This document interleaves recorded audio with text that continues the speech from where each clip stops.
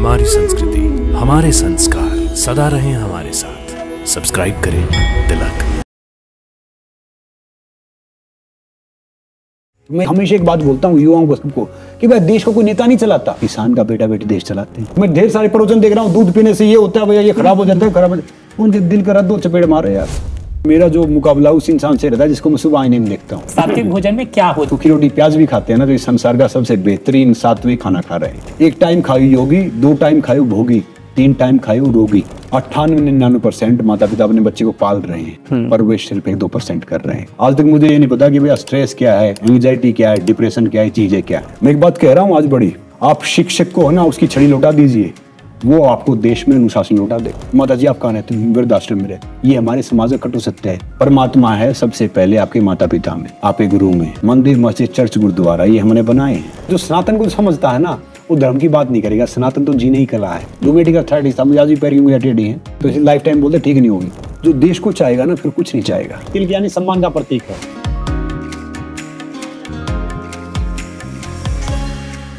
नमस्कार, मैं हूं संजय मिश्रा और आप देख रहे हैं तिलक पत्रिका। और तिलक पत्रिका के विशेष कार्यक्रम तिलक संवाद में आज हमारे साथ हमारे विशेष अतिथि हैं मल्टी टैलेंटेड संग्राम सिंह जी। आपका बहुत बहुत स्वागत है। बहुत बहुत आभार संजय भाई जो आप सबने मुझे आमंत्रित किया। क्योंकि आपको युवा फॉलो करते हैं, तो एक युवा कैसे ताकतवर बने, मानसिक रूप से, शारीरिक रूप से, सामाजिक रूप से?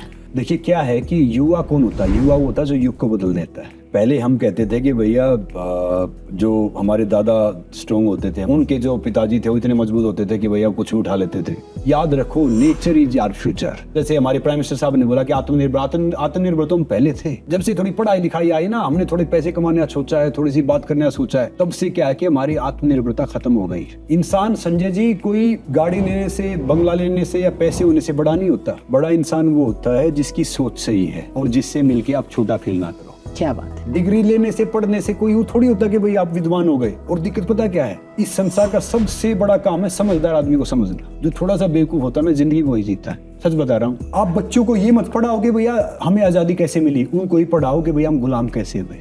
पढ़ाने वाली बात ये है कि गुलाम कैसे हुए। किसी पेड़ को है ना कोई लोहा नहीं काट सकता, पेड़ को लकड़ी काटती है। क्योंकि लोहा खाली आप कितना पेड़ के मारोगे, हाथ काट देगा, लकड़ी पीछे जुड़ेगी तो पेड़ पे लगता है। तो भैया जब अपने थोड़े से चंद पैसों के लिए, चंद स्वार्थ के लिए, चंद चीजों के लिए जब हमने सारी चीज वो करना स्टार्ट कर दी ना, तो वहां से हमारा पतन स्टार्ट हो गया। चाहे आपका स्वास्थ्य है, चाहे आपकी संपत्ति है, चाहे आपका देश है, चाहे आपकी धरोहर है। मैं एक बात सोचता हूँ कि भैया मेरा देश महान तो मेरा क्या योगदान। तो पहले खान पान होता था, थोड़ा नेचुरल होता था। जब हमने स्टार्ट किया था रेसलिंग तो हमें खाना नहीं मिलता था। जैसे एक रोटी मेरी माँ बचाती थी मेरे लिए, वो एक्स्ट्रा रखती थी। ज्वाइंट फैमिली होती थी, मगर हम गन्ने चूस लेते थे, चने खा लेते थे, बाकी चीज करते थे। जो समय बीतता गया हम आगे आते गए, फिर डेवलप होते गए कि भैया ये चीज करने से आप ये हो जाओगे, ये चीज करने से ये हो जाओगे। दिक्कत क्या है कि हम यूरोप वेस्टर्न बनते जा रहे हैं। हाँ। उन्हें कल्चर में भैया दूध मत पियो, घी मत खाओ, चल जाएगा। जो भारत में रह के जो दूध घी नहीं खाएगा, मैं कह रहा हूँ कि भैया वो ताकतवर सही हो ही नहीं सकता। जो आजकल मैं ढेर सारे प्रवचन देख रहा हूँ, दूध पीने से ये होता है भैया, ये खराब हो जाता है, खराब हो जाता है। उनके दिल का दो चपेट मारे यार। भैया दूध पीने से, दूध में इतनी ताकत होती है कि मैं क्या बताऊँ, किसी ज्यादा ताकत है नहीं।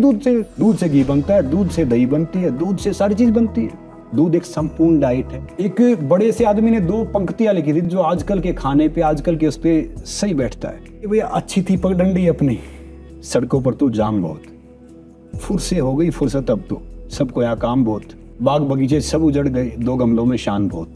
दूध दही घी कोई नहीं खाते, कहते डिब्बों में जान बहुत। चाय के सब आदी हो गए हैं, कहते इसमें आराम बहुत।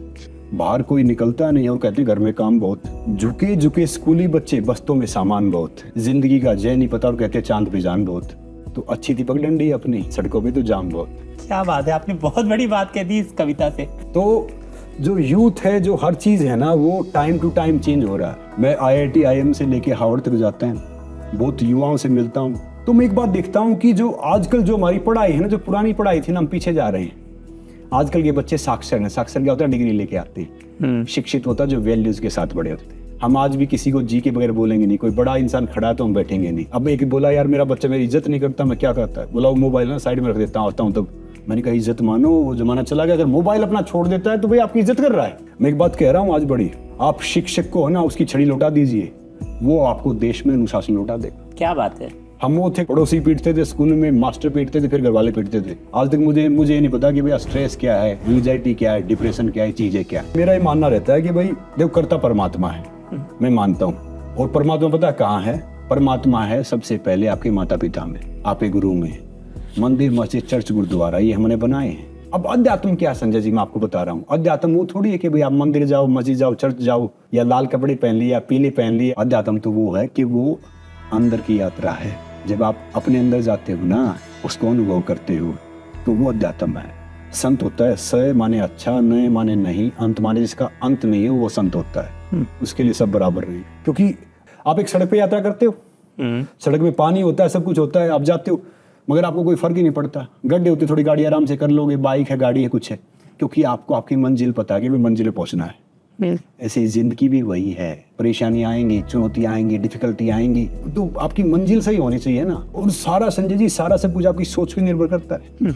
एक सरोवर है, हंस उसमें मोती ढूंढता है और बुगला उसे मछली ढूंढता है। सोच दोनों की है। हम क्या खोज रहे हैं, हम क्या खोज रहे हैं, हम क्या है। कबीरदास साहब ने एक बड़ी अच्छी बात बोली है, कबीर कुआ एक है, पानी भरे नेक, बर्तन में ही भेद है, पानी सब में एक। तो भैया जिंदगी वो नहीं है जो हमें मिलती है, जिंदगी वो है जो हम बनाते हैं, मेहनत करके, कोशिश करके, मशक्कत करके। और मैं सब मेरे युवा दोस्तों को कहना चाह रहा हूँ कि भाई ये थोड़े से दिन हैं, ये कलर भरना है, मुट्ठी बांध के आए थे, मुट्ठी खोल के जाना है। अगर संजय जी आपको गुड बनना है ना, आपको करना है, तो आप में टैलेंट होना चाहिए, आप थोड़े अच्छे हो जाओगे। आपको बेस्ट बनना है तो भैया आप प्रैक्टिस करो, कंसिस्टेंसी रखो, प्रैक्टिस करो, आप बेस्ट हो जाओगे। आपको लेजेंड बनना है तो आपका एटीट्यूड होना चाहिए सही। जिसका एटीट्यूड सही है ना, वो लेजेंड बन जाता है। अब कई इंसान होंगे ऐसे होंगे कि भाई उनका देखने का नजरिया डिफरेंट होगा। कई जाएंगे कि भैया मैं ये चीज करूंगा, दूसरा करूंगा, तीसरा करूंगा, ये कर देंगे। याद रखो, नजर का तो ऑपरेशन हो सकता है, मगर नजरिए का नहीं हो सकता। तो आपके ऊपर है। जिसके पास, वो कहते हैं ना कि जो मस्त है उसके पास समस्त है। अब हमारे जैसा इंसान जहां भी जाएगा ना भैया, वो खुश रहेगा।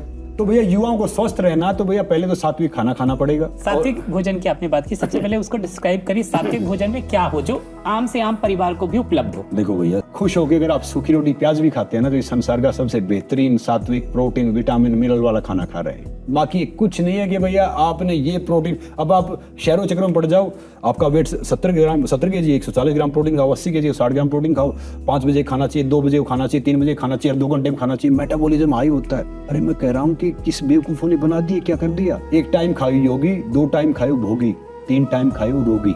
तो भैया ये जी सब खाना पीना होता है, खाना चाहिए कि जिंदा रह जाए, अपने काम कर ले। ये थोड़े ठूसते रहोगे, फिर सोते रहोगे, टॉयलेट में जाते रहोगे। तो फिल्टर की एक चीज है। सात्विक की अगर हम घुसेंगे ज्यादा, तो सात्विक तो आजकल का हम ना मैं खा रहा, ना आप खा रहे, ना कोई खा पा रहा। हाँ, मैं शाकाहारी खाना खा सकते हैं, जैसे मैं वेजिटेरियन हूँ। आजकल तो वो ढेर सारे आ गए हैं भैया, जो उन्होंने बोला कि भाई मैं वो बन गया हूँ, वो क्या बोलते हैं, वीगन बन गया हूँ। अब भाई मैंने कहा बड़ी अच्छी बात है भैया, वीगन बनो। कई कहते हैं कि बाहर से मंगवा के हम पानी वानी पीते हैं, भैया ये ताकतवर होता है। हम तो तालाब का पानी पी लेते हैं भाई, बीएमसी का पी लेते हैं, ठूटी का पी लेते हैं। हमारी ताकतवर तो मेरे को लगता नहीं कोई होगा। समझ रहे हो ना? बिल्कुल। ताकतवर होता है आपकी सोच से, आपके दिमाग से, आपके विचारों से। मैं यहाँ पे देखो वेजिटेरियन नॉन वेजिटेरियन इस बहस में जाऊंगा नहीं। ढेर सारे जो हमारे दोस्त हैं वो डिफरेंट खाते हैं, मगर घोड़ा, हॉर्स सोएगा ना तो खड़ा होके सोएगा। बैठ के घोड़ा सो रहा तो घोड़ा बीमार है, शाकाहारी है। हाथी कितना ताकतवर है, शाकाहारी है। सबसे ज्यादा करंट रहेंगे बॉडी में, कहते हैं ना कि नॉनवेज खाने से फुर्ती आती है, चुस्त हो जाती है, ये हो जाता है। क्या पूछते, हिरन यहाँ से कूदेगा वहां से, शाकाहारी है। गाय, जिसको माँ क्यों कहते हैं गाय, वो भी बताऊंगा मैं, शाकाहारी है। देसी गाय, क्योंकि देसी गाय पे अगर आपको कैंसर की बीमारी हो गई, स्किन डिजीज हो गई है, तो उसके ऊपर खुर्रा फेर दो 2 महीने, स्किन की सारी प्रॉब्लम दूर हो जाएंगे। आजकल फिर साहिवाल ढेर सारी गाय हैं, मगर सफेद गाय की बात कर रहा हूँ। आप वेजिटेरियन खाना खाओ, खुश हो खाना खाओ, और खाने से पहले ये सोचो भाई, अपने माइंड में करो कि भाई मैं इस संसार का सबसे बेहतरीन खाना खा रहा हूँ। एक पुरानी कहावत है संजय जी, जैसा खाएंगे वैसा होगा मन, जैसा पिएंगे पानी वैसे निकलेगी वाणी, जैसी संगत वैसी रंगत। और याद रखो, बगैर एक्सरसाइज किए, बगैर पसीना निकाले, तो भैया ये चाहे कोई कितनी बड़ी बड़ी बात करे, मैं ये करता हूँ और मैं वो करता हूँ, सब बेकार है। योगा करो, वो इंटरनल बॉडी के लिए बहुत अच्छा है भैया। आलोम विलोम कर लिया, कपालभाति कर लिया, अच्छी बात है। वॉकिंग करो, वॉकिंग करने के बाद स्ट्रेचिंग करो। मैं वॉकिंग करूंगा 90-100 साल के बाद, मैं तो भागता रहता हूँ। मुझे 30-31 साल रेसलिंग करते हो गए संजय जी, तो मेरी एज तो ज्यादा है। फिर गांव में जाता हूँ, अपने साथ के दिखाते, मेरी माँ देख इसकी लड़की की शादी हो रही है, शर्म आनी चाहिए, बूढ़े बूढ़े हो गए सारे। मैंने कहा शर्म तो इनको आनी चाहिए, इतनी जल्दी शादी करते। वो आपके ऊपर है कि आप 100 साल में 20 साल के हो जाए, 20 साल में 100 साल के हो जाओ। खाना देखो, मैं तो दो टाइम खाना खाता हूँ, सिर्फ खाऊंगा 11-12 बजे एक मील एक्सरसाइज करके आके, दूसरा शाम को। दिन में खाता हूँ दाल रोटी सब्जी घी थोड़ा गुड़ थोड़ा फ्रूट ले लेता हूँ उसी में, वो खाना खाता हूँ दिन में। शाम को कभी दाल कभी खिचड़ी और 1 लीटर दूध पीता हूँ गाय का। क्या बात है। तो मैं घी का सेवन करता हूँ, मैं दूध का सेवन करता हूँ, और जैसे च्यवनप्राश है या बाकी चीजें हैं या गुड़ ये खांड जगरी ये सब मीठा मीठा बहुत खाता हूँ। और ये खाना चाहे आप कितना ही खा लो, खाना तब काम करेगा जब आप उसको निकालोगे, एक्सरसाइज करोगे, पसीना आएगा। पसीना ये नहीं कि बहुत से तो मोटे मोटे ऐसे टॉयलेट करते पसीना आ जाता है उनको, उसका फायदा नहीं है। पसीना एक्सरसाइज करके आपकी बॉडी अगर मूव कर रही है, आपका हर जॉइंट मूव कर रहा है, तो भैया आप यंग हो। एज बढ़ना मैंडेटरी है, गेटिंग ओल्ड इज ऑप्शनल। उम्र बढ़ेगी भैया, वो तो बढ़नी है। बूढ़ा होना वो आपके हाथ में है। मैंने कई ऐसे बूढ़े देखे जो 17 साल के बूढ़े देखे, 16 साल के 18 साल के। नेचर के दोस्त बन जाओ। देखो शरीर बना 5 तत्व से। और आपको एक बड़ी अच्छी बात बता के जा रहा हूँ कि भैया नहाने से पहले और खाने के बाद 1 नंबर जाओ, आपके स्टमक की आधी बीमारी दूर कर देगी। और 2 टाइम जाओ खाने से पहले। देखो हमारे शरीर की 90% बॉडी यहाँ से चलती है, इन हाथों से इन पैरों से। मसाज करो तो नहीं किया करो। शरीर 5 तत्वों से बना है। ये क्या है? फायर आग, ये क्या है? एयर हवा, ये क्या है? स्काई आसमान, ये क्या? अर्थ धरती, ये क्या है? नीर जल। कहते हैं ना जल, भगवान का अर्थ बताता हूँ मैं। भ से भूमि, ग से गगन, भूमि गगन, व से वायु, ऐसे अग्नि, न से नीर। तो ये 5 तत्व शरीर है और यही देवता है। देवता कौन होता है? देने वाला। आपको आग देती है, आपको पानी देती है, आपको हवा देती है। देवता ये नहीं कि भाई हमने किसी की मूर्ति बना के हम पूजने लगे, वो देवता है। भगवान से बना है हमारा शरीर एक्चुअली। भगवान पता है क्या? परमात्मा कहाँ है? जैसे मिर्ग की नाभि में कस्तूरी है और उसकी सुगंध के लिए जंगल जंगल भटकता रहता है, परमात्मा यहाँ है। आपके माता पिता आपके गुरु हैं। हर आपसे जो सीनियर इंसानों की इज्जत करो। आप माता का भंडारा कर रहे हो, घर में आपकी वो जो बुजुर्ग माँ भूखी बैठी हुई है, उसका फायदा क्या है? आप ढेर सारी दूध चढ़ा रहे हो, घर में दूध नहीं मिल रहा बच्चे को, ढेर सारी मजार में चादर चढ़ा रहे हो, बाहर कोई बेचारा ठंड से सिर किसी को डर रहा है। तो मेरा कहने का मतलब ये है कि जो भगवान है, जो सारी चीजें हैं, परिक्रमा करनी होती है। पता हम कहाँ जाता हूँ? मैं हर जगह जाता हूँ, मैं अपने माता पिता के पैर दबा के घूम लेता हूँ। परिक्रमा हो गई मेरी। क्योंकि देखो उनकी सेवा करने का मौका मैं इतने अच्छे कर्म नहीं कि मुझे मिल पाए, क्योंकि मैं 12-13-14 साल की उम्र से बाहर निकल गया था। तो माता पिता की सेवा करने का मौका भी दुर्लभ इंसान को मिलता है। भाग्यवान को मिलता है। सौभाग्यवान को मिलता है। सोचा था कि भाई 2 रोटी कमाएंगे, सुकून मिलेगा। वो 2 रोटी में सुकून और चैन दोनों छीन लिया। और हमसे हमारे भगवान भी छीन लिए। दूर हो गए। वही हमें फोन करते हैं, हम सोचते हैं पता नहीं क्या चीज है। तो खाने का क्या है कि आप नेचर से जुड़े रहो। सूर्य उगने से पहले उठो। अब बहुत से क्या करेंगे भैया, सूर्य की फोटो लगा देंगे, घर पे नाल लगा देंगे उसकी, घोड़े की। मैं कह रहा हूँ कि भैया सूर्य से पहले उठना पड़ेगा और घोड़े की तरह दौड़ना पड़ेगा, भागना पड़ेगा, तब जाके आप सक्सेसफुल होगे। और लाइफ में मैं कह रहा हूँ, एक बात सबको कह रहा हूँ कि सक्सेस डिफीट कुछ नहीं है। प्रोसेस का मजा लो। मैं प्रोसेस का मजा लेता हूँ, इसलिए मेरे जीत हार कुछ है नहीं। मैं एक बात हमेशा बोलता हूँ, सक्सेस वो नहीं कि आपने किसी फील्ड में टॉप कर लिया। सक्सेस वो है जिसे आप पसंद करते हो, प्यार करते हो, प्रयास करते हो, असफल हो जाना, फेल हो जाना, वो सक्सेस है। हमने टीचर के हाथ से छड़ी छीन ली है, डांट छीन लिया है, और एक अलग तरह का विचार लोगों के अंदर ऐसा ठूंसा जा रहा है कि नहीं, अगर आपने बच्चे को पीटा तो ट्रॉमेटाइज हो जाएगा। आप अपने बच्चों को ये मत बोलो, रोको मत, टोको मत, बच्चे का जो मन होगा वो करो। ये जो विचारधारा चल रही है वो क्या है? ये हमारा दिमाग है ना, दिमाग जो इंसान ह्यूमन है, ये बड़ा नालायक होता है। याद रखो, दिमाग और छाता अगर खुले हैं तो ठीक है, नहीं तो बोझ है। छाते खोल लोगे, आपको बारिश से बचाएगा, धूप से बचाएगा, नहीं तो ले घूमते रहोगे उसको। ऐसे ही दिमाग है। अब जो बुद्धिजीवी हो गए ना, मैं ये तो कह रहा हूँ, समझदारों समझ बना बड़ा मुश्किल है, बहुत मुश्किल है। हाँ। वो ढेर सारे बड़ी बड़ी बात करेंगे, उनको बात कुछ पता ही नहीं। कबीरदास साहब जब थे ना, कबीरदास साहब 2-4 बात बोलते थे। जो बड़े बुद्धिजीवी थे उस टाइम पे, कुछ पता ही नहीं, 2 बातें बोलता है, सब करता है, कुछ पता ही नहीं, उसकी बेइज्जती करते थे।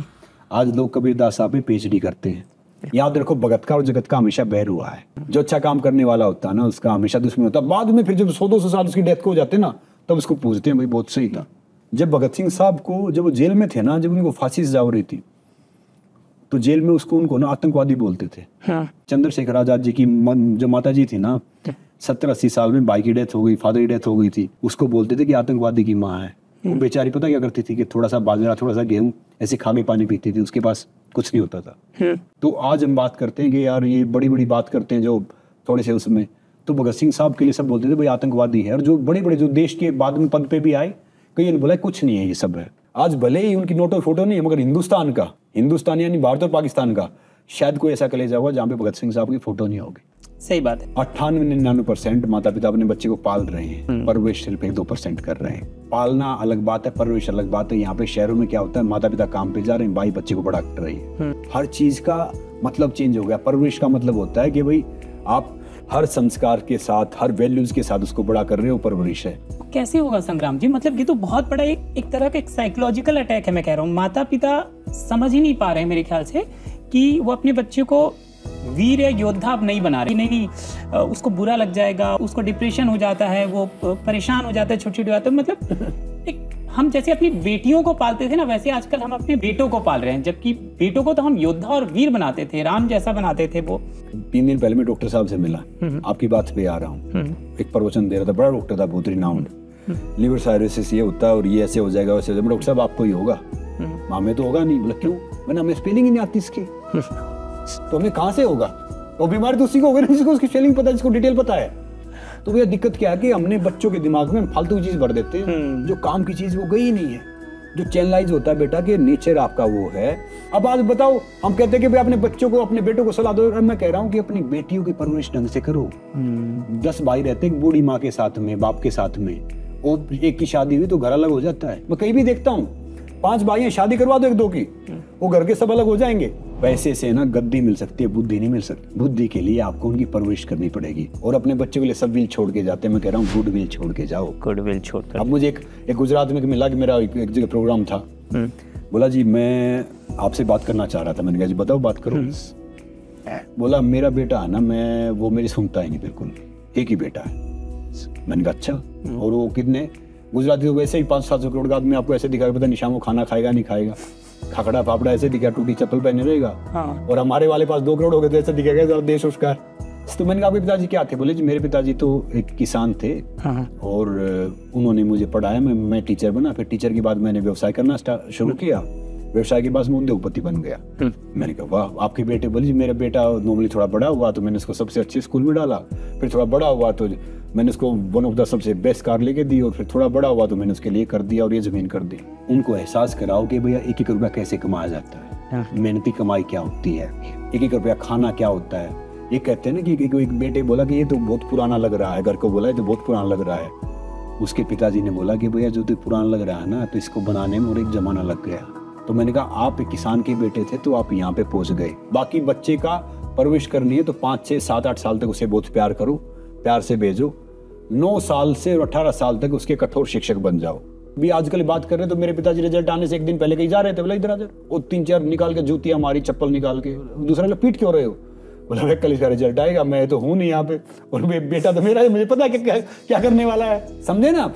तो वो चीजें थी जो जिसके कारण हमें आज भी पता, हम उनकी इज्जत करते हैं कि क्या कुछ है। क्योंकि पिता और सूर्य है, ये हमें लगे गर्म है, मगर ये नहीं रहेंगे ना तो अंधकार आ जाएगा। माँ नहीं होगी तो पता चलेगा कि भैया घर का स्थिति क्या है, ये सब क्या। मगर पिता नहीं होगा तो दुनिया बारे में पता चलेगा। एक अच्छी परवरिश का बता रहा हूँ कि भैया उसको सबसे अच्छी शिक्षा गुरुकुल की शिक्षा। उसके बाद आप उसको पढ़ाओ, उसको 1-1 रुपए का एहसास कराओ। उसको ये चीज बताओ कि बेटा ये 1 रुपया कमाना मेहनत से ये चीज है, खाना ये अच्छा है, दूसरे की बहन बेटी आपकी बहन बेटी है, दूसरे का पैसा उसका पैसा है। फिर जब आप ये करोगे ना तो 18 साल के बाद है ना, एक्चुअली इन्वेस्टमेंट तो क्या है कि ये इन्वेस्टमेंट है। Health is only wealth. याद रखो, जब आप सही हो, अपने उस पे सही हो, तो परमात्मा बहुत दयालु है। अभी राम की बात करते हैं। राम पता है क्या है? राम कोई भगवान नहीं, राम इमोशंस है। जब बच्चा पैदा होता है ना, हमारे उधर से कान में राम बोला जाता है। एक छोटा सा किसान जो 1 एकड़ किसान भी नहीं है, वो जब गांव में जब तखड़ी तोलता है ना, मैं आपको बताऊं, वो पैदा क्या कहता है? पहला तखड़ी राम की। अभी राम पे जब आप राजनीति कितनी कर लो, कुछ भी कर लो, राम तो इमोशंस है। और मैं हमेशा एक बात बोलता हूँ युवाओं को सबको कि भाई देश को कोई नेता नहीं चलाता, ना कोई एंटरप्रेन्योर चलाता, ना इस देश को कोई चला। देश को ना आपकी मेरी तरह कोई मास्टर का, कुम्हार का, लोहार का, मजदूर का, किसान का बेटा बेटी देश चलाते हैं। सही बात है। ये तो हम वैसे बनाते हैं। पद सिर्फ संबोधन के लिए होता है, बाकी आपको बड़ा बनने के लिए इज्जत कमानी पड़ती है, सम्मान के लिए इज्जत वो मेहनत करनी पड़ती है। और चाहे आप प्राइम मिनिस्टर हो, चाहे आप प्रेसिडेंट हो, चाहे आप किसी हो, सिर्फ संबोधन का प्रतीक है। इज्जत कमाने के लिए तो आपको मेहनत करनी पड़ेगी। मैं एक बात ही सबको बोलता हूँ, तो अपने बच्चों की परवरिश करना तो बचपन से परवरिश करो। मैं अरुणाचल प्रदेश जा रहा था, मैंने देखा 6 साल का लड़का किताब पढ़ रहा था फ्लाइट में। क्या बात है। उसकी माता से पूछा कि भाई आपका बेटा किताब पढ़ रहा है, कमाल के संस्कार दिए हैं। बोले भाई साहब क्या कमाल के संस्कार दिए हैं, ये हमें देख के सीखता है। हम घर में किताब पढ़ते तो किताब पढ़ने लग गया, पहले मोबाइल लेते थे मोबाइल चलाता था। सच बता रहा हूँ, इतनी बड़ी समस्या है ये मोबाइल। अब इसके लिए ना बहुत रील्स बनते हैं, लोग रील्स बनाते हैं कि कैसे छुड़ाएं मोबाइल। पहले तो मोबाइल पकड़ा दी, अब छुड़ाने के लिए कि ऐसे करो वैसे करो, बड़ी समस्या। संजय जी देखो हमने तरक्की क्या की है, पहले हम अंगूठा लगाते थे ना, पढ़े लिखे थे नहीं अंगूठा लगाते थे, फिर ये टेक्नोलॉजी आई, टेक्नोलॉजी फिर अंगूठे पे ले आई, अंगूठे से आपका मोबाइल खुलता है, अंगूठे से चीजें चलती है, अंगूठे से बातचीत होती है। अब कहाँ रह गया जमाना। तो पहले क्या होता था कि जो पहले की साइंस थी ना उसके हम आस पास पहुंच नहीं पाए हैं, उसकी थोड़ा सा पीछे चल रहे हैं, पीछे वो चीज कर रही है। तो मैं एक बात कहूंगा कि भैया आप नेचर के दोस्त बन जाओ और नॉर्मल चीजों में चलो। अब एक ने बोला कि भाई कई हमारे दोस्त थे जो वादे कर देते हैं कि भैया उसने वादा कर दिया कि वो चीज वो करेगा, दूसरे ने कर दिया वो दो करेगा। तो क्या है संजय जी कि वादे इंसान तोड़ता है और यादें इंसान को तोड़ती है। तो हम कुछ भी करेंगे, सांप सीढ़ी वाला गेम देखा ना आपने, चढ़ते चढ़ते हैं सीढ़ी पर सांप खा जाता है। तो जिंदगी वही है, घूम फिर के आना वही है। संग्राम जी आपके साथ अगर बात की जा रही है तो हनुमान जी की बात जरूर करनी होगी, क्योंकि हनुमान जी ताकत का प्रतीक हैं। तो आपके लिए हनुमान तत्व हैं क्या? देखिए हनुमान जी क्या है कि हनुमान जी कैसे देवता हैं, देवता देने वाले होते हैं, तो हनुमान जी ने हमेशा दिया ही है। वो अब भी जिंदा है, वो कण कण में है। तो जो भी ताकत का काम करेगा, चाहे वो किसी भी धर्म से है, चाहे वो हिंदू है, मुस्लिम है, सिख है, ईसाई है, वो हनुमान जी को जरूर मानेगा। अखाड़े में हम गए तो हम लंगोट पहनते थे, तो पहला वो हनुमान जी का जो होता था ना उस पे वो करते थे। मैं आज भी पिछले कई साल से मैं रात को हनुमान चालीसा के बगैर सोता नहीं हूँ, और सुबह उठता हूँ तब भी हनुमान चालीसा करता हूँ। क्या बात है। जब भी आँख खुली, जब भी किसी भी कंफर्टेबल पोजीशन में कहीं पे बैठे, कहीं पे कुछ किए, वहीं पे परमात्मा नाम ले लो। अशुद्ध अशुद्ध, अरे भैया शुद्ध अशुद्ध कहाँ है, वो तो उसकी बात है, उसका शरीर है, उसका सब कुछ है। ये शुद्ध अशुद्ध की मैं ये तो कह रहा हूँ कि भाई ये तो दुकानदारी है जो बीच में दुकान वालों ने बनाई है कि ये कपड़ा पहनो तो ये होगा और ये तिलक लगाओ तो वो होगा। देखो आदत क्या होती है कि एक स्मोक करता है, ड्रिंक करता है, और एक ने कर दिया कि भाई आपको उस टाइम वो जोत जलानी है, और जोत नहीं जलाई ना तो फिर आपका इस कल्याण नहीं होगा। तो मैं कह रहा हूँ उस नशे से ज्यादा खतरनाक वो जोत जलाना है। अरे भैया परमात्मा ने शरीर दे दिया, सांस आ रही है, सांस जा रही है। अगर हमारी खुद की सांस हमें मोटिवेट नहीं कर पा रही है ना, तो हमें दुनिया की कोई चीज मोटिवेट कर ही नहीं सकती। देखिए जो हनुमान जी है ना, ताकत का प्रतीक है, अनुशासन का प्रतीक है, निस्वार्थ सेवा का प्रतीक है, आज्ञाकारी होने का प्रतीक है, डिवोशन का प्रतीक है। तो हनुमान जी को अगर आप वो करते हैं ना, तो मैं कह रहा हूँ कि उसमें सारे सब देवता, क्योंकि हनुमान जी से बड़ा सेल्फलेस, डिवोशन, ऑनेस्ट देवता ही था, क्योंकि उन्होंने अपनी पूरी जिंदगी राम जी के लिए समर्पित कर दी, बदले में कुछ नहीं चाहा, कुछ नहीं मांगा। और एक छोटी सी बात बता रहा हूँ संजय भाई, कई जगह मैं जाता हूँ, मेरे से बहुत से लोग पूछते हैं क्या होता है कि देखो कोल्ड ड्रिंक में प्रमोट नहीं करता, गुटखा में प्रमोट नहीं करता, वाइन तो दूर की बात है, चाय कॉफी तक में पीता नहीं। तो अभी कथनी और करनी में अंतर हो जाएगा ना, तो फिर आप अच्छा नहीं कर पाओगे। सही बात और है। पैसे आपको यही देते हैं। जैसे काफी अपने फिल्म स्टार हैं, क्रिकेटर हैं, वो बेचते हैं, प्रमोट करते हैं, वो बेचते हैं, गुटखा बेचते हैं, प्रमोट करते हैं। मैंने कहूँगा गलत है, सब अलग है, सबकी अपनी सोच अलग है, मगर दिल दुखता है। जो देश को चाहेगा ना फिर कुछ नहीं चाहेगा। क्या बात है। मैं ये बात सोचता हूँ कि आपको ना एग्जाम्पल देना नहीं, एग्जाम्पल बनो, तो उसमें थोड़ा सा लगता है। तो हनुमान जी है ना, कोई प्रवचन वाले आदमी नहीं थे, हनुमान जी का एग्जाम्पल थे। अरे समाज से हम तो हनुमान जी के बारे में तो बहुत समझते हैं, बहुत जानते हैं। याद रखना संजय भाई, अगर कोई प्रवचन कहने से या कोई मंत्र पढ़ने से अगर सब कुछ मिलता ना, सब कुछ मिल जाता। सही को तो भाई कहते हैं, चलती हुई गाड़ी कर दूध कहीं खोया, ये सारा संसार का रूप देखिए, देख कबीरा रोया। सही क्या भाई क्या होता है, जो बह गई खत्म हो गई, जो भाई खाता नहीं होता था वो सही होना चाहिए, उसको बही है। गाड़ी क्या होती है, गाड़ी जो गड़ गई, जो रुक गई, उसको चलती होना चाहिए, उसको गाड़ी बोलते हैं। और खोआ होगा ना, मैं खोआ निकाल लिया, दूध को सत्यानाश करके दूध खराब करिए तो खोआ निकालते हैं ना, तो दूध को करेंगे। तो जमाना वैसा है। वाल्मीकि ने राम राम नहीं बोला था, मरा मरा बोला था, तब राम राम निकला था। आप मरा मरा बोल के देख लो, 10 बार बोले, 11वीं बार राम निकल जाएगा। तो ये मंत्रों से या बाकी चीजों से ये नहीं कि भाई आपने बोल दिया या आपने ये कर लिया तो आपका भगवान आपके पास आ गया। आपके कर्म अच्छे हैं, आपकी सोच अच्छी है, आपका सब कुछ अच्छा है, तो परमात्मा है आपके पास, वो आ जाएगा। मैं कह रहा हूँ कि मंत्र पढ़ना, ये सब करना गलत नहीं है। ओम बहुत एक पावरफुल मंत्र है। गायत्री मंत्र का उच्चारण मैं भी करता हूँ। मैं सुबह उठता हूँ, गायत्री मंत्र का उच्चारण करता हूँ, सन को देख के, या सन नहीं है तो उस दिशा में देख के। प्रसन्न वो रहते हैं जो खुद का मूल्यांकन करते हैं। परेशान वो रहते हैं जो दूसरों का मूल्यांकन करते हैं। हनुमान जी हर चीज का प्रतीक है। तो चाहे आप किसी भी आप हनुमान जी को आप कोई धर्म लगा के मत पढ़िए या उनको कोई देवता समझ के मत पढ़िए। आप हनुमान जी को, राम जी की जिंदगी वैसे पढ़िए। अगर किसी को जिंदगी में एक्चुअली जानना है तो राम के बारे में पढ़े। राम जी कौन थे? जो 14 साल वन में गए ना, तप के आए, तपस्या करके आए, तो मर्यादा पुरुषोत्तम भगवान श्री राम बने। मर्यादा पुरुषोत्तम क्यों बने? क्योंकि इस राम जी कहीं चले गए थे। उसने बोला कि भैया शादी कर लो यहाँ पे। बोला भैया नहीं, शादी तो हमने सीता माता से कर लिया। तो बोला यार आपके परिवार में तो है, आपके पिताजी ने 3 कर रखे, आपके दादा जी ने 3-4 कर रखी थी और ये सब है। सीता जी को पता चला तो राम जी ने पहले ये प्रतिज्ञा ली थी कि भैया मैं शादी नहीं करूंगा। तो उसके बाद वो कहते ना, रघुकुल सदा चली आए, प्राण जाए पर वचन न जाए। एक तो अपने पिताजी का वचन जो निभाया हुआ, दूसरा शादी का, और राम जी ने स्टार्ट किया था। इसलिए मर्यादा पुरुषोत्तम भगवान श्री राम बने थे। और भगवान राम से हम क्या सीख सकते हैं कि एक इंसान, साधारण इंसान, अगर वो मेहनत करता है, कोशिश करता है, तो भी भगवान के समकक्ष पहुंच सकता है। राम जी के समकक्ष पहुंच सकता है एक नॉर्मल इंसान। और उसने किसको लिया साथ में? दबे को, कुचले को, वानरों को, इन सबको लेके उसने संसार के सबसे बड़े, जो उस टाइम योद्धा था, रावण से बड़ा तो कोई था नहीं, उसको हरा दिया। रावण क्या था कि राम जी से ताकत में बड़ा था, पैसे में बड़ा था, उम्र में बड़ा था, बल में भी बड़ा था। उसके बावजूद भी उसने उसको हरा दिया, क्योंकि वो सत्य पे था और वो असत्य पे था। तो सच्चाई परेशान हो सकती है, पराजित नहीं। तो मैं सबको समझाता हूँ, चाहे मैं कई यूनिवर्सिटी जाता हूँ, डिफरेंट रिलीजन वाली, कि भैया राम जी को अगर आप पढ़ते हो ना, अगर आप राम जी के बारे में करते हो, तो फिर आपको लाइफ में ढेर सारी चीजें ऐसी होंगी कि जो खाली राम जी की जिंदगी आपको सिखा पाएगी, जो आप मर्यादित होना पड़ेगा, मर्यादित होना, जो मतलब जो आप चाहते हो जिंदगी में। और यदि आप मर्यादित हैं अपने जीवन में तो आप भी बन सकते हैं राम।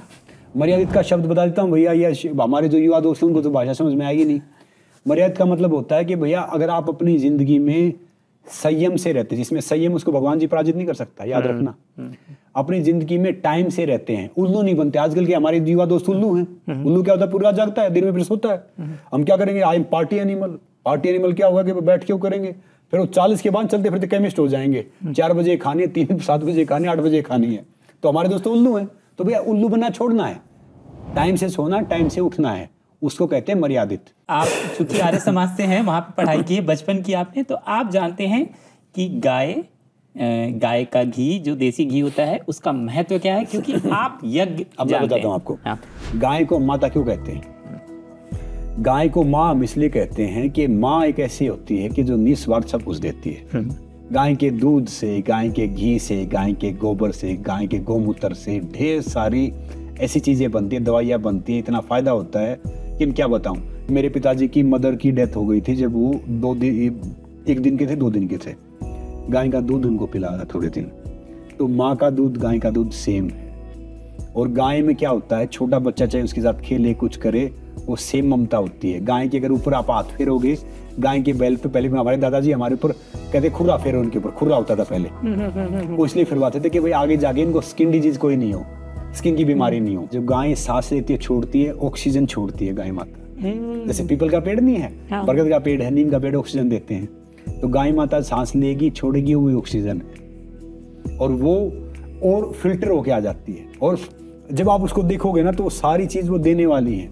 मगर ये बात ये है कि जो हमारे जो गो भक्त बनते हैं, करते हैं, तकरीबन ढोंगी होते हैं। जब गाय माता बुजुर्ग हो जाती है, वो दूध देने लायक नहीं रहती, उसको गलियों में छोड़ देते हैं या ऐसे छोड़ देते हैं। जब उसका दूध निकालना हो तब वो करते हैं, बेचारे क्या खाए क्या नहीं करे। एक एग्जांपल बता रहा हूँ, लाइव संजय जी मैं देखता था। एक माँ के 4 बेटे थे, जो हम बात करते हैं। एक बेटा था IPS ऑफिसर, एक बड़ा डॉक्टर, एक इंजीनियर, एक किसान। अब आप मुझे बताना पढ़ा लिखा कौन था? दीपावली पे 4 आते थे। तो माँ की उम्र हो गई 80 साल। तो दीपावली पे वो आया और इंजीनियर आया, माँ ने 80 साल की उम्र मटका उठा गया, ये माँ तू मटका उठा रही, मैं इतने बड़े बड़े पुल बनाता हूँ, इतने फ्लाईओवर बनाता हूँ, इतने बड़े बड़े तालाब बनाता हूँ, ये बनाता हूँ, तू कर, गाड़ियाँ शीशा उतारा, तू घर पे आ, तो ये मत करना। और चला गया। फिर IPS आया, अरे माँ मैं शहर का SP हूँ और ये मेरे तो इतने वो करते, तो क्यों पानी भरती है, मैं 2 आदमी छोड़ दूंगा और ये कर दूंगा, कर दूंगा। शीशा उतारा, ऊपर क्या, चला गया। फिर डॉक्टर आया, माँ मैं इस शहर का सबसे बड़ा डॉक्टर हूँ, वहाँ पे खाऊंगा, तो अब तक मटके उठा रही, इस उम्र में तो ये सब करेगी, वो सब करेगी, गाड़ियाँ शीशा उतारा, फिर चला गया। किसान आया, उसने बोला माँ तो करेगी, गट्ठर था अपना सिर पे था, उसको यहाँ रख लिया, मटका यहाँ पे रख लिया। बताओ 4 में पढ़ा लिखा कौन है? किसान।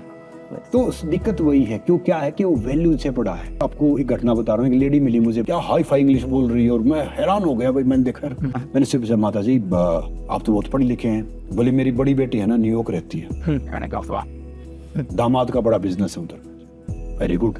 जो छोटा बेटा है ना मेरा, वो LA में रहता है, लॉस एंजलिस में। मैंने कहा वाह जी। और मेरी छोटी बेटी ना ओटावा रहती है, कनाडा रहती है।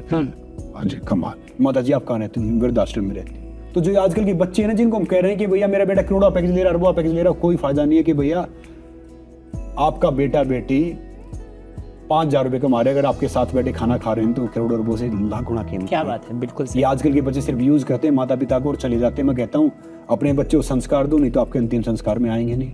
उनसे तो लाख गुना अच्छा वो किसान है जो घर बैठ के अपने बच्चों को करता है, उसका बेटा मजदूरी करता है। वृद्धाश्रम में जाओ, आप घूमो, देखो, आपको कोई भी वहां पे गरीब इंसान के माता पिता नहीं मिलेंगे, बच्चे मिल सकते हैं। तकरीबन सब वो हैं जो एंटरप्रेन्योर के माता पिता हैं। ये हमारे समाज का कटु सत्य है। जो बड़ी बड़ी बात करते हैं, कोई किसी पार्टी चुनाव लड़ा, कोई कुछ लड़ा, नेता, हम देश के लिए वोट थोड़ी करते हैं, हम जाति के लिए वोट करते हैं, अपने स्वार्थ के लिए वोट करते हैं। हम उनको वोट करते हैं कि भाई ये आ गया ना, मेरा तो टेंडर पास हो जाएगा, मेरा ये फायदा हो जाएगा। मैं कह रहा हूँ कि 1% आदमी देश के लिए वोट करते हैं, मुश्किल 99%। और जो बड़ी बड़ी बात करते हैं ना, जो बड़े प्रवचन देते हैं, अखबारों में हेडलाइन करते हैं, वो वोटिंग के टाइम पे ना घूम रहे होते, छुट्टियां मना रहे होते हैं बाहर पे, इधर पे उधर पे।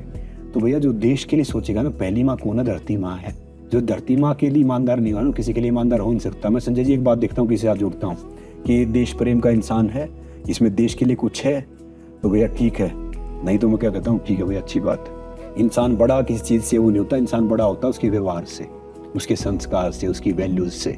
मैं स्पोर्ट्स में चाहता था कि मैं ओलंपिक में जाऊँ, मेडल जीतूं, मगर lack of finance, lack of guidance, lack of circumstance में कर नहीं पाया उस टाइम पे। क्योंकि उस टाइम क्या होता था, टारगेट क्या होता था, वीजा फी खुद देनी पड़ती थी कि एक बार इंडिया के लिए खेल लो तो भी नौकरी मिल जाएगी, बहन की शादी, भाई की पढ़ाई, ऐसे सब होता था।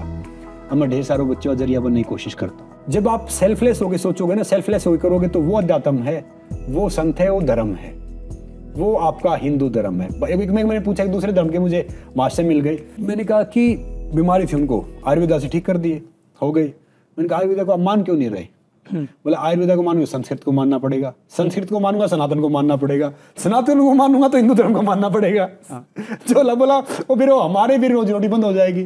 देखो उसने क्या बात बोली कि अगर आयुर्वेदा को मानूंगा तो मुझे संस्कृत को मानना पड़ेगा, संस्कृत को मानूंगा तो मुझे सनातन को मानना पड़ेगा, सनातन को मानूंगा तो मुझे हिंदू धर्म को मानना पड़ेगा, और हिंदू धर्म को मानूंगा तो मेरी रोजी रोटी बंद हो जाएगी।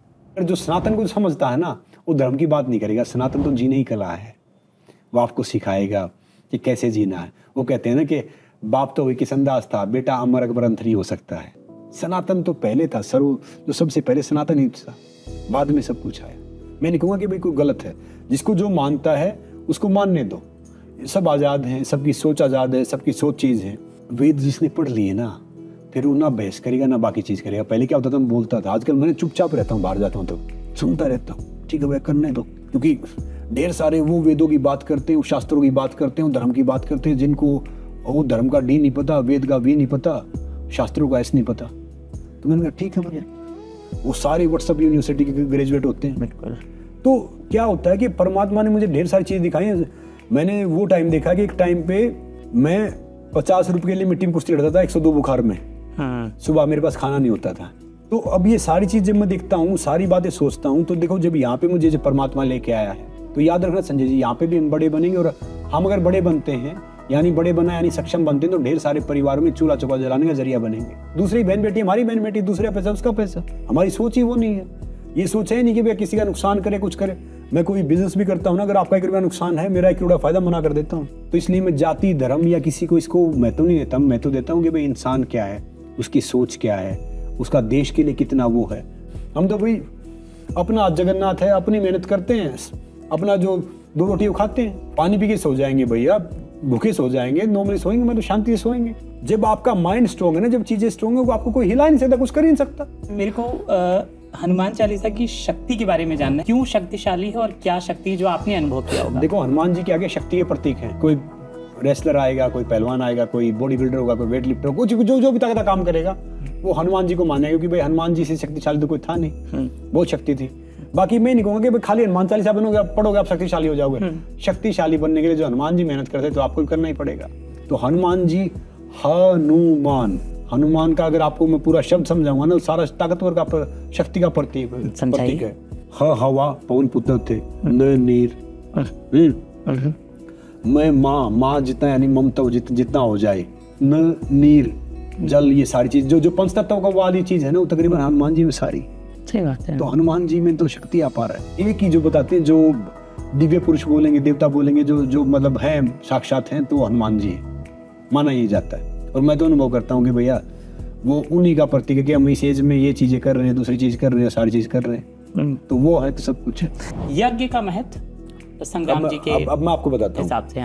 देखो भैया, यज्ञ का मतलब होता है हवन करना। मेरे युवा दोस्तों को बता रहा हूँ, हवन से ये फायदा होता है कि जो भी हवन में सामग्री डलती है, देसी घी डलता है, लकड़ी डलती है, हवन का धुआं जहाँ पे जाएगा, जहाँ पे वो करेगा, आपके घर में समृद्धि आएगी, आप बीमारियों रहित हो गए, और जहाँ जहाँ आपने वो किया, आपके कोई मेंटली फिजिकली जितने तनाव दूर हो जाएंगे। आप करके देख लेंगे। अगर आपने हवन कर लिया ना, तो पहले कहते थे कि भैया शमशान पे जाते हो ना, तो आपके 20-30 मतलब जो आपने पाप किए वो माफ हो जाते हैं। अगर आप हवन करते हो ना, आपके 100 पाप माफ हो जाते हैं। क्या बात है। क्योंकि हवन वायु में जाके जितने भी वो, चाहे पक्षी हैं, चाहे इंसान है, चाहे वातावरण है, उसको शुद्ध बनाता है। अब सवाल संग्राम जी आपके और पायल जी की शादी को लेकर, क्योंकि आप लोगों ने अपना विवाह इस तरीके से किया कि आपने एक संदेश दिया कि आप देखो और सीखो, हम विवाह किस जगह पे कर रहे हैं, किस रीति से कर रहे हैं, और विवाह के बाद कहाँ घूमने भी जा रहे हैं, सब कुछ आपने उसमें दिखाया। राष्ट्र प्रेम, अध्यात्म और एक सनातन को भी बढ़ावा दिया आपने। तो क्या ये सोच समझकर पूरी प्लानिंग करके की थी कि हम बिना कुछ बोले, हम दुनिया को बोल के संदेश नहीं देंगे, हम करके दिखाएंगे? नहीं, प्लान तो थी। पहले तो शादी हो नहीं रही थी भैया, हो रही थी, फिर रुक नहीं रही थी। इतने साल शादी हुई थी, फिर बाकी प्लान नहीं था। बाकी ये था कि भाई हम मंदिर से शुरुआत करेंगे। हमने शिव जी के जो 1000 साल पुराना मंदिर है, राजेश्वर महादेव जी का, वहां से हमने शुरुआत की। जो सारी महिमा शिव की है ना, जैसे हम कह रहे थे ना कि बाप तो किशन दास है, बेटा 3 हो गए, तो हनुमान जी तो शिव के अंश है, राम जी भी शिव के ही अंश है, कृष्ण जी भी शिव के ही अंश है। शिव पालक भी है, शिव विनाशक भी है, शिव करता भी है, शिव धरता भी है। तो उसी मंदिर को 1000 साल वाला जो पुराना शिव मंदिर था, उसी को क्यों चुना? क्योंकि उसके बारे में किसी ने हमें बताया कि भैया ये सबसे पुराना मंदिर है और बहुत अच्छा मंदिर है यहाँ। मैंने कहा बड़ी अच्छी बात है, तो यहीं से शुरुआत करो। वहाँ पे फिर हमने शुरुआत किया। फिर एक प्राइवेट होटल था, उसके साथ वो टाइप किया, कुछ फैमिली के सदस्य रहे, तो वो धीरे धीरे हमने सारी रिचुअल किया। फिर हम कई जगह भारत में कोई अच्छी जगह भ्रमण करने भी गए, घूमने भी गए। और हमारी शादी मेहमान कौन थे? 200 स्कूल के बच्चे थे, जो मतलब जो बहुत जरूरतमंद फैमिली से थे, और 200 पशु थे, 200 से ज्यादा, जिसमें गायें थी, जिसमें घोड़े थे, जिसमें तोते भी थे, जिसमें सारे मतलब चुहा से लेके मतलब सारे हमने जानवरों को कोशिश किया कि भाई इन का खाना होना चाहिए। तो हमने वो डाला। वो वन ऑफ द एक वो था, मतलब कि ठीक है भैया आप शादी कर रहे हो, शादी हो रही है तो ये होना चाहिए। बाकी एक दिन टाइम मिला तो हमने वो ताजमहल भी देखा था थोड़ा सा। भाई क्या कि जो प्रेम का प्रतीक है या ये सब है, वो ताजमहल को जो बोलते हो, तो प्रेम का प्रतीक तो देखो राम सेतु है। प्यार तो वही है कि भैया पानी में पत्थर डाल के वो करना और वो बनाना, तो सब जाके तब वो किया। तो प्रेम का प्रतीक तो वो है, वो किसी सार्थक काम के लिए था। आजकल के मैं युवाओं को बता रहा हूँ, प्रेम है ना, प्रेम दर्शन का प्रतीक है, प्रेम प्रदर्शन का प्रतीक नहीं है। जो पार्क में बैठते जो फूल लेके आ जाते हैं, आई लव यू, ये सब फूल देने से भैया कोई प्रेमी होता तो माली पूरे शहर का महबूब होता, क्योंकि माली तो पूरे शहर में फूल देता है। और याद रखना बेटा, अगर प्रेम विवाह करोगे ना ऐसे, वो जो जितने कंकड़ जो पानी फेंके थे ना, सारे दाल में निकलेंगे फिर। क्योंकि वो कहते ना कि वो कंकड़ पानी फेंकते बैठ के, ये वो मैं तेरे लिए चांद तोड़ दूंगा और तारे तोड़ दूंगा, I am there for you, और ये फलां देगा। फिर वो दाल बनाते हैं, सारे कंकड़ उधर ही मिलते हैं, वो पानी वाले उठ के इधर आ जाते हैं। जब आपके ऊपर जिम्मेदारी बढ़ती है ना, तो प्यार ना खिड़की से बाहर भाग जाता है। तो इसलिए जो प्रेम विवाह करते हैं ना, प्रेम विवाह में कहता हूँ गलत नहीं है, मगर प्रेम विवाह में याद रखना, विवाह के बाद ना वो पहले वाला खत्म हो जाता है, विवाह रह जाता है, फिर उसके बाद वो भी खत्म हो जाता है। क्योंकि आजकल तो देख रहे हैं हम जो कल्चर जो बाहर का अपना रहे हैं, इंडिपेंडेंट, और फिर ये ढेर सारी चीजें हो जाती है। यहाँ पे भी देख लो, वो 2 साल में लग हो रहा है, कोई 10 साल में लग हो रहा है, कोई 20 साल में लग हो रहा है। भैया बात याद रख लो, चाहे कितने लड़के सब बराबर ही होते हैं। शादी तो करनी यार, कर लिया, छुट्टी अपनी कहाँ, वो उम्र होती है आपकी वन प्रस्थान करने की, कोई शिक्षा देने की, उस उम्र में आप दूल्हा बन रहे हो, फिर बाकी चीजें कर रहे हो। तो मैं यही तो देख रहा हूँ यहाँ पे, कल्चर वो गलत है। तो क्या है कि हमें अपनी भारतीय संस्कृति पे रहना चाहिए। हम विदेशी संस्कृति अपना रहे हैं। विदेशी बोलते हैं कि भैया ये फ्रोजन फूड खाओ, दूसरी चीजें खाओ, तीसरी चीजें खाओ। भाई उनके लिए मजबूरी है, उनके उधर कुछ होता ही नहीं। हमारे इधर तरह तरह के फल हैं, स्वादिष्ट ये है। भारत में रह के क्या आप मीठा खाओ, फीका खाओ, दाल खाओ, कुछ खाओ। रशिया गया था, रशिया में बड़े रेसलर होते हैं वर्ल्ड के। मैंने अपनी दाल बना के खिला दी उनको तड़का लगा के, और पीछे घूमते थे मेरे कि वो चीज खिला दो जो खिलाई थी, छोड़ दो बाकी चीजें। तो भैया हमारे खाने का तो वो दिया जाता है। जो भारत में रह के भी फिर आप ये सब करोगे और ये खाना और वो खाना कहते रहते हैं। खाने वाने से कुछ नहीं, आपकी सोच से ही होनी चाहिए। जो खुराक देनी है ना, 99% लोग इससे नीचे खाते हैं, 1% लोग इसको खिलाते हैं कि भैया 5 मिनट है ना, इससे बात कर लिया करो, आराम से बैठ के अपने आप से बात किया करो, क्योंकि दुनिया के सबसे बेहतरीन इंसान को तो आप छोड़ देते हो। इस पे बड़ी बात है। एक्चुअली आपका जीवन शायद इसी से जुड़ा था, आप बहुत बात करते थे और इसी का बल था जिससे आप अपने आप को खड़ा कर पाए और आज अंतर्राष्ट्रीय लेवल पे आपको जाना जाता है रेसलिंग में। जबकि एक समय ऐसा था जब आपका शरीर कभी सोच नहीं सकता था कि मतलब आप रेसलर बन पाओगे।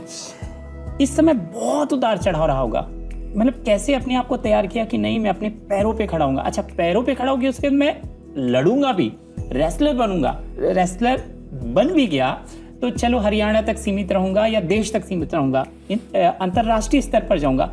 ये जो दिमाग का गेम चल रहा था अंदर, कैसे अपने आप को मजबूत करते हैं, कैसे आपने शुरू में ही कहा था कि पूरा दिमाग से होता है सब कुछ, ये अनुभव और ये कहानी।